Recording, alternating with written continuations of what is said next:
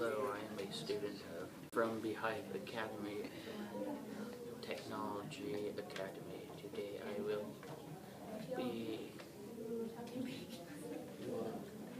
tell you about my project, how to taste without smell. Here is the reason why some people can't smell while eating. Some people can't smell because of the genetics of anosmia. With this disease, you can't taste spicy food or any other types of food. But there are ways to taste food. Here's one way to taste food. You can label the food and what it tastes like so that you can pick up the sense of knowing what the food tastes like.